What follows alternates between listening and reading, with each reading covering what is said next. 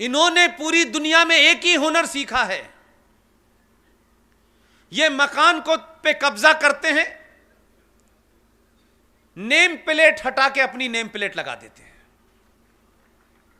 जो 30,000 मंदिर तोड़े हैं, एक बताएं कोई मस्जिद ऐसी बना के गए हो ये कहें कि ये मस्जिद हमने बनाई थी। 90% मंदिरों को तोड़ के ऊपर गुम्मद बना के कहते हैं कि ये हमारा आर्किटेक्चर है। कौन सा इस्लामिक आर्किटेक्चर, कहां पैदा हुआ था? हम कुछ बातों को जानना नहीं चाहते, इसलिए जिन्होंने किताब नहीं पढ़ी है, जरूरी नहीं है कि आप पूरी किताब पढ़ें। इस वक्त देश में किताब में क्या क्या आपके मतलब की बात लिखी है उतने ही जान जाएं, उतने से ही आपका काम हो जाएगा। इसलिए जो लोग राष्ट्र को चला रहे हैं उनसे कहिए गीता पढ़ें, और जिनको घर चलाना है वो रामायण पढ़ें, अदला बदली ना करें। मेरा मानना है कि अगर हमने गलत आइकॉन को, गलत लोगों को सही समय पे अगर बता दिया होता, उनकी हैसियत बताती होती, तो आज हमारे बच्चे अकबर महान नहीं पढ़ते और महाराणा प्रताप महान पढ़ते। भारत का पहला शिक्षा मंत्री 99% लोग उसके बारे में नहीं जानते, और यह मैं नहीं कह रहा, उसने अपनी किताब में लिख के गया, हमने वो भी नहीं पढ़ी।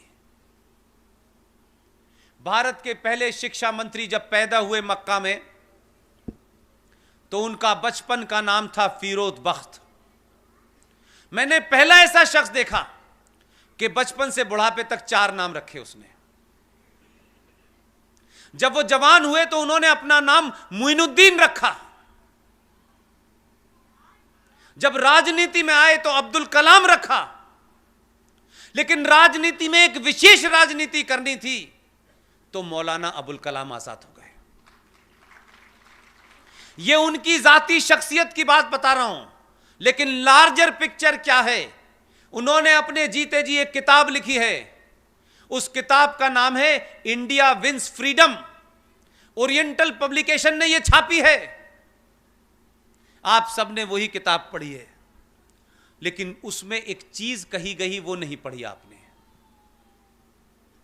यह आदमी कितना बेईमान था, अपने जीते जी इसमें सच बोलने की हिम्मत नहीं थी, क्योंकि उसको अपना एजेंडा पूरा करना था, इसलिए सच नहीं बोला। यह मक्कार आदमी 1958 में वो अल्लाह मियां को प्यारे हो गए, लेकिन अपनी वसीयत के अंदर यह लिख के गया यह आदमी कि मेरे मरने के 35 साल बाद मैंने 30 पन्नों पे कुछ लिखा है, लेकिन मैं अपनी किताब में नहीं जोड़ सकता। मेरे मरने के बाद इन 30 पन्नों को मेरी किताब में जोड़ देना। ऐसा ईमानदार आदमी भारत का शिक्षा मंत्री था, जो अपने रहते हुए सच नहीं बोल पाया, अपने बारे में सच नहीं बोल पाया। उसने भारत की शिक्षा नीति में कौन सी सच्ची बात कही होगी, इससे बड़ा कोई झूठ हो सकता है? 1998 के अंदर सुप्रीम कोर्ट में केस चला, उनके वारिसों ने केस जीत लिया। ओरिएंटल पब्लिकेशन स्वाइन ने वो केस जीता, और वो 30 पन्नों के साथ वो किताब दोबारा से छाप दी मार्केट में। हमारे समाज ने फिर भी नहीं पढ़ी। हम तो बहुत महान मानते थे, क्योंकि मौलाना आजाद ने जिना की बुराई की, कहा कि जिना तुम पाकिस्तान बना रहे हो, ये गलत कर रहे हो। मुझे जिना से कोई शिकायत नहीं है, मुझे असदुद्दीन ओवैसी से कोई शिकायत नहीं है, मुझे इस देश के सेकुलर मक्कार मुसलमान से शिकायत है। उसने यहां रह करके जिना से ज्यादा खतरनाक काम किया।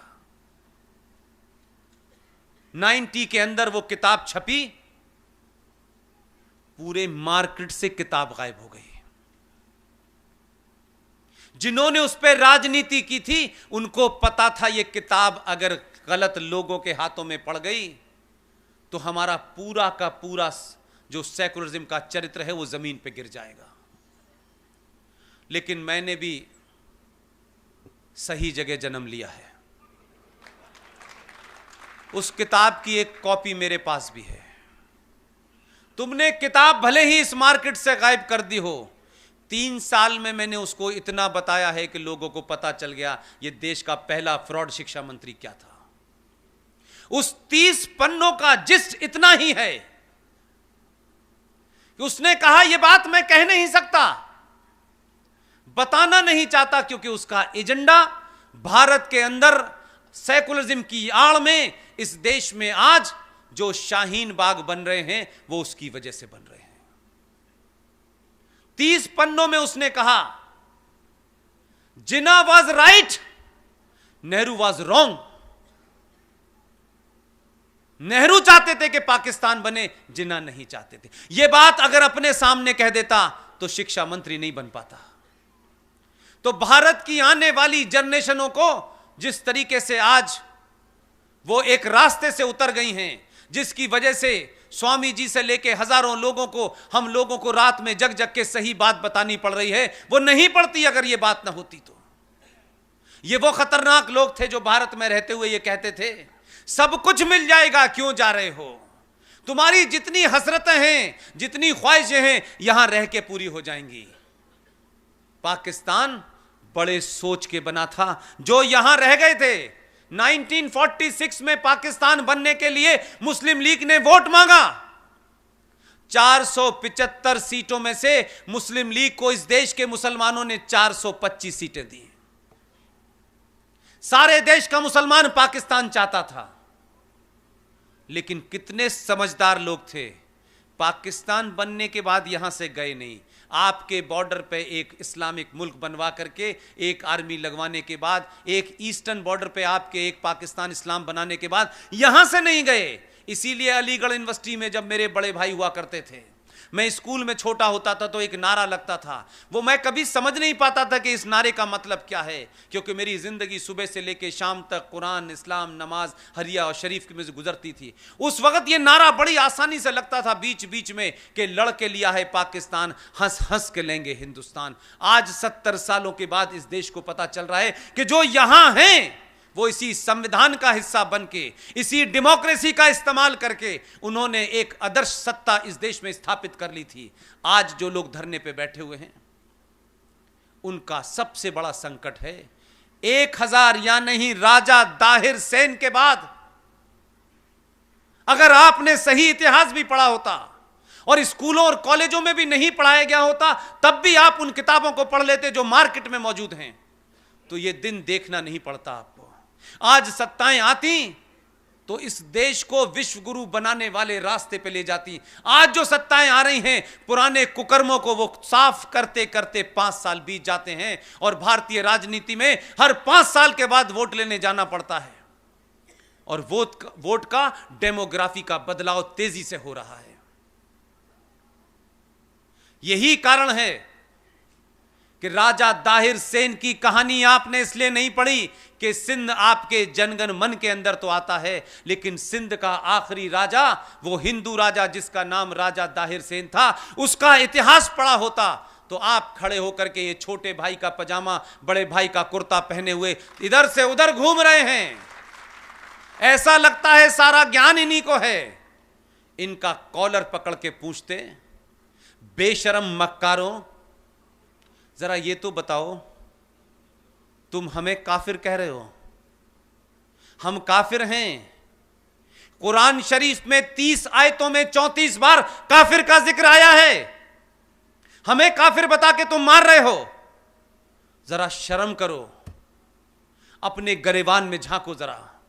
तुम्हें अपनी औकात का पता नहीं है, तुम बहुत बौने लोग हो। छुपाने से, किताबें छुपाने से इतिहास नहीं बदलेगा। राजा दाहिर सेन सिंध का एकमात्र वो राजा था जिसने प्रॉफिट मोहम्मद,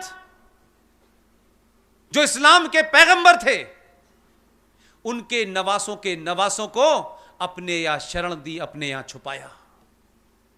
और एक मुसलमान जिसका नाम था मीर कासिम, उसने राजा दाहिर सेन पे हमला किया। राजा दाहिर सेन के घर में पति, बीवी, पत्नी, मां, बेटी सबको मारा, राहिर ज्यादा हिंद से कोई मार दिया। लेकिन राजा दाहिर सेन का डीएनए देखिए 5000 साल पुराना। उसने अपने घर में प्रॉफिट मोहम्मद साहब के नवासों को शरण दी थी। तब वोट बैंक की राजनीति नहीं थी और सेकुलरिज्म नहीं था। यह हमारे डीएनए का हिस्सा है। हमने नहीं देखा कि वो कौन हैं। वो इस्लाम के मानने वाले हैं और इस्लाम मूर्ति पूजा के खिलाफ खड़ा हुआ है और मूर्ति पूजकों को तुम मुशरिक कहते हो, तुम काफिर कहते हो। हमने तब भी अपना धर्म निभाया था। मुझे दुख इस बात का है, आप वहां से चले थे। 1000 साल में चंद राजाओं के डर के सामने, उनकी तलवार के सामने आपने शलवार पहन ली। आपने जजिया से बचने के लिए आपने धर्म छोड़ के मजहब इख्तियार कर लिया। आपने कभी उनसे पूछा? ये अनीस भाई, ये रफीक भाई आते हैं, उनको तुम हमें डरा रहे हो। हमारे पूर्वज गुरु गोविंद सिंह हैं।